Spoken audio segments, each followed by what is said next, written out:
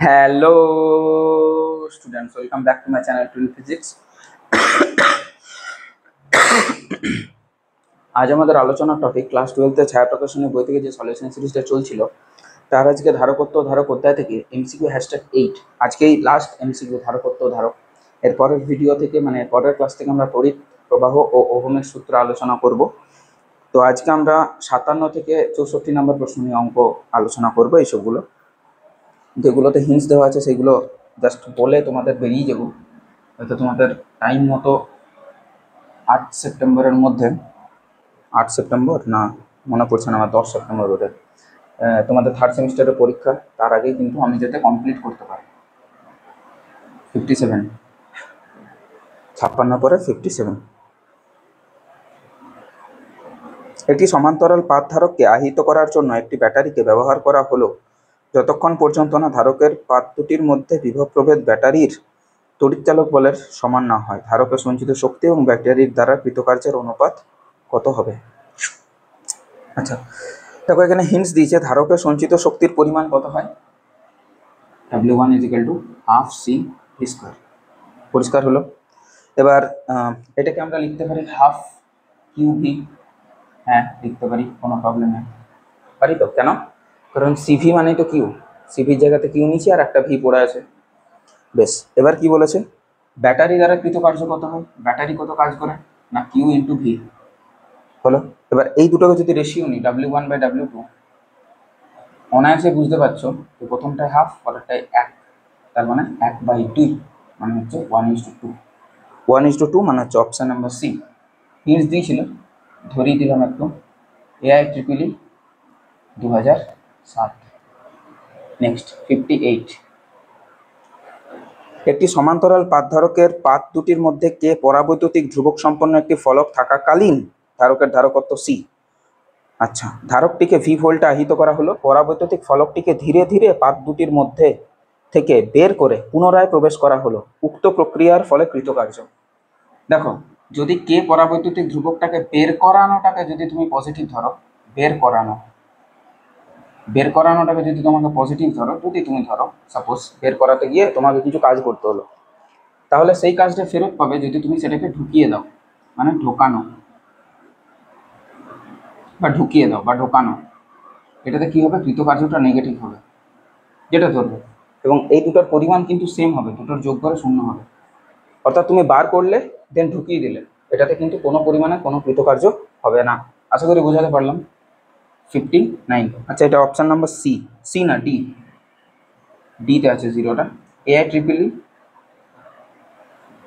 2007, এটা 2007। আচ্ছা 59। একটি ধারক আহিত ধারকের শক্তি ধনাত্মক ও ঋণাত্মক প্লেট দুটিতে সমান ভাগে ভাগ করে নেয়, আহিত ধারক যেহেতু। আচ্ছা, একটি প্লেটেই সঞ্চিত শক্তি থাকে যখন অন্যটি ভূমি লগ্ন থাকে, আর প্লেট দুটির মধ্যবর্তী তড়িৎ ক্ষেত্রে সঞ্চিত থাকে। এইটা ঠিক কথা।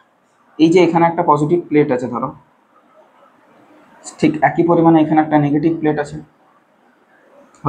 এদের মধ্যে একটা ইলেকট্রিক ফিল্ড আছে। ইলেকট্রিক ফিল্ড সর্বদা নেগেটিভ টু পজিটিভের দিকে। ইলেকট্রিক ফিল্ড সবসময় তো মনে রাখবে, ইলেকট্রন যেদিকে প্রবাহিত হয় সেই দিক বরাবর হবে। তাহলে এটা হলো, তাহলে ইলেকট্রিক ফিল্ডটা যেরকম হবে, ইলেকট্রিক ফিল্ডটা ঠিক আছে, ইলেকট্রিক ফিল্ডটা যেরকম হবে,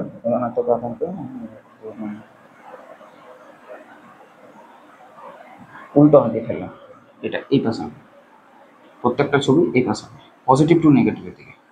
নেগেটিভ টু পজিটিভ দিকে হয় ইলেকট্রিক ডাইপোল মুভমেন্ট, অর্থাৎ তড়িৎ দ্বিমেরু ভ্রামক। ইলেকট্রিক ফিল্ড হয় পজিটিভ টু নেগেটিভের দিকে। ওকে, তাহলে এই ইলেকট্রিক ফিল্ডের মধ্যে কিন্তু এনার্জিটা স্টোর থাকে, নাকি পজিটিভ প্লেটে থাকে নাকি নেগেটিভ প্লেটে থাকে, কোনোটাই নয়, ইলেকট্রিক ফিল্ডের মধ্যে স্টোর থাকে। Option number C. ওকে, 60 নম্বরে বলেছে যে একটি বায়ুযুক্ত সমান্তরাল পাতধারকের পাত দুটিকে একটি ব্যাটারির সঙ্গে যুক্ত রেখে পাত দুটির মধ্যবর্তী অবস্থানকে পরাবৈদ্যুতিক ধ্রুবকের একটি পদার্থ দ্বারা পরিপূর্ণ করা হলো। আমি এটা আগেও বলেছি যে যদি একটা পরাবৈদ্যুতিক ধ্রুবক বিশিষ্ট প্লেটকে ঢোকানো হয় ভেতরে এবং তারপর ব্যাটারি কানেক্টেড থাক আর ডিসকানেক্টেড থাক, এই দুটো ক্ষেত্রে কি কি হবে ইলেকট্রিক ফিল্ডের চার্জের, ধারকত্বের এবং আহিত শক্তির এগুলোর কীরকম কি রাশিমালা হবে সেটা কিন্তু তোমাদেরকে জানতে হবে। এটা বলেছিলাম যে অনেক এমসিকিউ এতে হয়ে যায়। তাহলে এখানে বলেছে পূর্ণ করা হলো। আচ্ছা, ব্যাটারি যুক্ত রেখে মানে ব্যাটারি কানেক্টেড আছে, তাহলে সেই ক্ষেত্রে ইলেকট্রিক এনার্জি বা সঞ্চিত শক্তি আগের শক্তির কত গুণ হবে? শক্তি কিন্তু কে টাইমস হয়ে যাবে যদি ব্যাটারি কানেক্টেড থাকে। আর পরেরটাতে দেখো বলেছে যে আহিত করে বিচ্ছিন্ন করা হলো, ঠিক আছে, পাতধারককে আহিত করে বিচ্ছিন্ন করা হলো, অর্থাৎ ব্যাটারি ডিসকানেক্টেড করা হলো, সেই ক্ষেত্রে কিন্তু এনার্জিটা কমে যাবে, মানে 1/k গুণ হয়ে যাবে। অপশন নাম্বার সি হলো 62। যদি কোনো ধারকের পাত দুটির মধ্যে বিভব প্রভেদ 20% বৃদ্ধি পায়, তাহলে সঞ্চিত শক্তি কত পার্সেন্ট বৃদ্ধি পাবে? এটা আমার মনে হয়েছে যে এটা ভুল দেওয়া আছে উত্তরটা। এনার্জি হয় হাফ সিভি স্কোয়ার মানে C1V1 স্কোয়ার, আর E2 যেটা হয়ে যাবে সেটা হবে হাফ CV2 স্কোয়ার। কারণ যেহেতু একই ধারক আছে তাদের ভোল্টেজের চেঞ্জ করা হয়েছে, তো ভোল্টেজের চেঞ্জ করা হয়েছে মানে তো তাদের আধানের পরিবর্তন হবে। তাই দুটোকে একসাথে পাল্টানোওয়ালা ইকুয়েশন আমরা নেব না, একটা যাতে কনস্ট্যান্ট থাকে। ধারকত্ব এখানে কনস্ট্যান্ট আছে তাই এই ইকুয়েশনটা নিয়েছি, আদারওয়াইজ হাফ কিউভি নেওয়া যেত। হাফ কিউভি নিলাম না কারণ ভোল্টেজ যখন চেঞ্জ হয়েছে তোমার ইয়েটাও আধানটাও কিন্তু চেঞ্জ হবে। তাহলে ধারকত্ব যেহেতু আধান বা ভোল্টেজ কারোর উপরে নির্ভর করে না, তাই সেটা নেওয়াটা বেশি ভালো, কারণ একটা কনস্ট্যান্ট পেয়ে যাবো। আচ্ছা, তাহলে হাফ CV2 মানে কি? V1 প্লাস V1 এর 20% হলো তার স্কোয়ার। ওকে, তাহলে হাফ সি হলো V1 প্লাস 20 5 100 V1/5 তার স্কোয়ার। এটা করলে হচ্ছে হাফ সি 6V1/5 তার স্কোয়ার। তাহলে এটা করলে হচ্ছে হাফ CV1 স্কোয়ার ইন্টু 36/25। বোঝাতে পারলাম? কোনো প্রবলেম নেই এত দূর অবধি? এটার উত্তরটা ভুল দেওয়া আছে, 36 আসছে উত্তরটা আমার। দেখে দেখে নাও কীভাবে করছি। তাহলে এখান থেকে একটা জিনিস তো শিওর যে এটা হচ্ছে 36/25 E1, কারণ এটাই তো E1 ছিল, এটা দেখো E1 ছিল। ক্লিয়ার হয়েছে? তাহলে E2 বেশি obviously, E2 minus E1 by E1টা ইনিশিয়াল তার 100% যদি করি কত হচ্ছে? E2 মাইনাস E1, E2 জায়গাতে হবে 36/25 E1 minus E1 divided by E1 গুণিত 100%। তাহলে 36/25 এটা হবে 9/25 E1 বাই E1 গুণিত 100%। E1 কেটে গেল, 25 × 100 36%। উত্তরটা দেওয়া আছে কিন্তু 44%, তো আমার এটার সাথে ম্যাচ করেনি। 63তে বলেছে একটি সমান্তরাল পাত ধারক একটি ব্যাটারির সঙ্গে সংযুক্ত করা হলো। ধারকটির পাত দুটির মধ্যে দূরত্ব x, ধারকটির সমান্তরাল পাত দুটিকে পরস্পর দিকে সুষম বেগে টানা হলো। সময়ের সাপেক্ষে ধারকটির স্থির তড়িৎ শক্তি পরিবর্তনের হার, আচ্ছা শক্তির পরিবর্তনের হার মানে du/dt, সেটা কার সাথে সমানুপাতিক, মানে ডিস্টেন্সের সাথে কিভাবে সমানুপাতিক। তো দেখো এখানে হিন্টসটা একটু ধরিয়ে দিই, ইউটা দিয়েছে হাফ CV স্কোয়ার, হলো হাফ CV স্কোয়ার। ওকে, এবার যদি এখানে মানটা বসিয়ে দাও তাহলে এখানে হয় KA∈0 বাই ডিস্টেন্সটা x বলেছে ইন্টু ভি স্কোয়ার। এত দূর অবধি হলো, কোনো প্রবলেম নেই। ওকে ডান। তাহলে ইউটাকে আমরা বলতে পারি যে হাফ KA∈0 তার সাথে হচ্ছে V square into x⁻⁻1।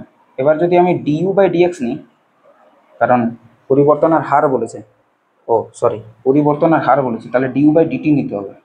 du/dt নিই তাহলে পুরোটা তো কনস্ট্যান্ট, এটাকে p ধরে নিলাম, তাহলে পিটা অমনি থাকলো। এবার x⁻⁻1কে একবার x এর সাপেক্ষে, একবার dx/dt সাপেক্ষে, আর একবার x এর সাপেক্ষে হলে -1 আর x⁻⁻1 -1 মানে -2 x⁻²। বাকি টোটাল জিনিসটা কিন্তু ধ্রুবক। দেখো dx/dtটা কি ধ্রুবক, কেন ধ্রুবক? সুষম বেগে বলে দিয়েছে, dx/dtটাই তো এখানে বেগ। তাহলে du/dt সেটা কি দাঁড়ালো? মাইনাস ওই যে p কনস্ট্যান্টটা, মানে হাফ KA∈0 বাই তো আর কিছু নেই, ভোল্টেজ তার স্কোয়ার, এটা হলো, তার সাথে হচ্ছে তোমার আচ্ছা -1 একটা আছে নিচি, dx/dt মানে একটা বেগ চলে এলো ছোট হাতের v, আর একটা x⁻²। তাহলে টোটাল জিনিসটাকে আমরা বলতে পারি du/dt = minus of some constant, এটাকে কনস্ট্যান্টটাকে a ধরছি ইন্টু x⁻²। তাহলে কার সাথে ভ্যারিজেস হচ্ছে? x⁻²। তাহলে শক্তি সংরক্ষণের হার x to the power minus two এর সাথে সমানুপাতিক। X to the power minus two, x to the power minus two আছে এতে। ভালো প্রশ্ন একটা। এবার হচ্ছে 64 এবং শেষ প্রশ্ন। এখানেও একটা জিনিস বলে দিয়েছে যে যদি চাবিটা একবার একের সাথে আর দুইয়ের সাথে যদি কানেক্টেড থাকে তাহলে কি বলছে কত পরিমাণ শক্তি নষ্ট হয়েছে। তো একটা জিনিস দেখো, এখানে একটু এঁকে দিই এইভাবে, একবার এর সাথে কানেক্টেড একবার এর সাথে কানেক্টেড এইভাবে। এটা হচ্ছে এস, এটা 1 নাম্বার, এটা 2 নাম্বার। প্রথমে 1 নাম্বারের সাথে কানেক্টেড আছে, এটা ডট করি, তারপর নিচে নাম্বার, এখানে একটা ধারক আর এখানে একটা ধারক। এটা হচ্ছে ব্যাপার। এটা হলো 2 মাইক্রোফ্যারাড, এটা 8 মাইক্রোফ্যারাড। এটা 2 মাইক্রোফ্যারাড, এটা 8 মাইক্রোফ্যারাড। 2 মাইক্রোফ্যারাড 8 মাইক্রোফ্যারাড, এটা হচ্ছে ভি। কথাটা বোঝা গেল? কোনো প্রবলেম নেই এত দূর অবধি? এবার দেখো, যদি এসটা একের সাথে কানেক্টেড থাকে, যদি এসটা একের সাথে কানেক্টেড থাকে যেমনটা আছে, তাহলে কি গল্পটা দাঁড়াবে? তাহলে গল্পটা দাঁড়াবে যে এখানটাতে কোনো কিন্তু আধান প্রবাহিত হবে না, কারণ ব্যাটারি এত দূরে অবধি ক্লোজড। বোঝা গেল? তাহলে সেই ক্ষেত্রে আমি যদি বার করি যে কিউ সমান হচ্ছে সিভি, সিভি মানে হচ্ছে সিটা তো 2 আর ভিটা হচ্ছে ভি। বোঝা গেল? কোনো প্রবলেম নেই। আচ্ছা, শক্তি জানতে চেয়েছে, তাহলে এটাতে করে আমার লাভ নেই। তাহলে প্রথমে এনার্জিটা কত হবে? E1 is equal to half C মানে হচ্ছে 2 ইন্টু ভি স্কোয়ার, মানে এটা তার মানে হচ্ছে ভি স্কোয়ার প্রথমে এনার্জিটা। দ্বিতীয়ত এনার্জিটা কতটা হবে সেটা জানতে গেলে আমাকে 2 এ কানেক্ট করতে হবে। এবার দেখো 2 এ কানেক্ট আছে, সাপোজ এবারও 2 এ কানেক্ট আছে, এইভাবে 2 এ যদি কানেক্টেড থাকে তাহলে তোমাকে যেটা দেখতে হবে সেটা হচ্ছে ওই দুটোতে আধান কত করে আছে। ঠিক, পোটেনশিয়াল তো সেম আছে ভি পরিমাণ, তাহলে ভিটাই থাকবে ওদের ইয়ে। তো এই দুটো কিসে আছে? প্যারালালে আছে। তাহলে ভি পরিমাণ আধানটা ওদের মধ্যে কিভাবে ডিস্ট্রিবিউট আছে এটা জানতে হবে, যে ওদের দুই প্রান্তের বিভব পার্থক্য এখন তো আর ভি না, এখন তাহলে কত? তাহলে আমি আধানের সংরক্ষণ নীতি থেকে পাই, আধানের সংরক্ষণ নীতি থেকে পাই আধানটা কীরকম আছে সেটার উপরে। প্রথমে Q initial equal to Q final, এটাই হবে। তাহলে প্রথমে কত আছে? কিউ সমান সিভি মানে 2 ইন্টু ভি। ওকে, পরে কীরকম আছে? পরে ধরো এর মধ্যে বিভবটা হচ্ছে, এর মধ্যে যা বিভব আছে ধরো ভি ড্যাশ, এর মধ্যে তাই বিভব আছে ধরো ভি ড্যাশ। তাহলে এখানে তুমি ধরতে পারো 2 V dash plus 8 V dash, ধরতে পারো তো, কারণ এই দুটো কিসে আছে? প্যারালালে। আচ্ছা, এদের মধ্যে সঞ্চিত আধানের পরিমাণ 2 ভি ড্যাশ আর 8 ভি ড্যাশ, দুটোর মধ্যে আধান কি থাকবে? একই থাকবে, আগের মতনই। তাহলে এখান থেকে আমরা বলতে পারি যে 2 V equal to 10 V dash, তাহলে 2 5 10, তাহলে ভি ড্যাশ কত হলো? V by 5। অর্থাৎ এই দুটোর মধ্যে আগের মতন আর ভি পোটেনশিয়াল ডিফারেন্স থাকবে না, সেটা হবে ভি বাই 5 ভি বাই 5 করে, বিকজ 8 আর 2 প্যারালাল আছে, প্যারালালে পোটেনশিয়ালটা সেম থাকে।